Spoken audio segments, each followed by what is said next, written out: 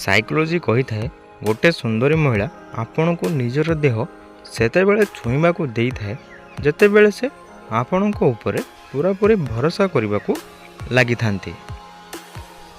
Psychology କହିଥାଏ ମହିଳାମାନେ ଏମିତି ପୁରୁଷ ଆଡ଼କୁ ଆପେ ଆପେ ଆକର୍ଷିତ ହୋଇଥାନ୍ତି ଯେଉଁମାନେ ତାଙ୍କ ସହିତ କଥାବାର୍ତ୍ତା ଆରମ୍ଭ କରିବା ପାଇଁ ଚେଷ୍ଟା କରିଥାନ୍ତି।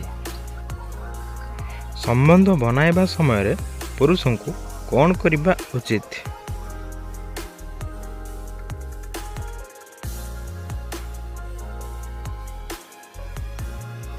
ଏହାର ଉତ୍ତର ହେଉଛି ମହିଳାମାନଙ୍କର ଇସାରାକୁ ବୁଝି ସେହି ଅନୁସାରେ ତାଙ୍କୁ ମଜା ଦେବା ଉଚିତ।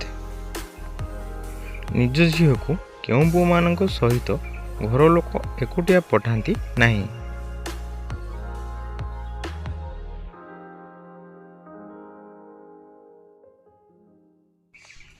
ଏହାର ଉତ୍ତର ହେଉଛି ବ୍ୟାଡ୍ ବୟ ଟାଇପ୍ର ପୁଅମାନଙ୍କ ସହିତ ପଠାନ୍ତି ନାହିଁ।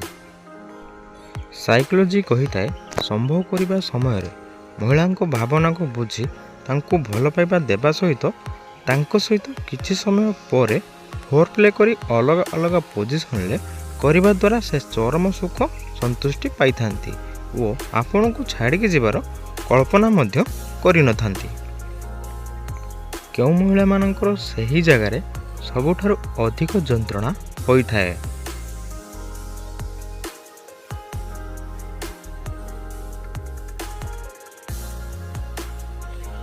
ଏହାର ଉତ୍ତର ହେଉଛି ଯେଉଁ ମହିଳାମାନେ ପ୍ରଥମ ଥର କରି ଗିହା ଖାଇଥାନ୍ତି।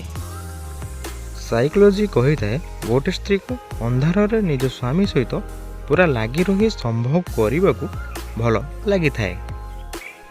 ସାଇକୋଲୋଜି କହିଥାଏ ପୁଅମାନଙ୍କୁ ଦିନ ତୁଳନାରେ ରାତିରେ ସମ୍ଭୋଗ କରିବାକୁ ଅଧିକ ପସନ୍ଦ କରିଥାନ୍ତି। ସାଇକୋଲୋଜି କହିଥାଏ ସମ୍ଭୋଗ କରିବା ସମୟରେ ସ୍ତ୍ରୀ ଓ ପୁରୁଷର ହୃଦୟର ସ୍ପନ୍ଦନ 2 ଗୁଣା ଅଧିକ ବଢ଼ି ଯାଇଥାଏ।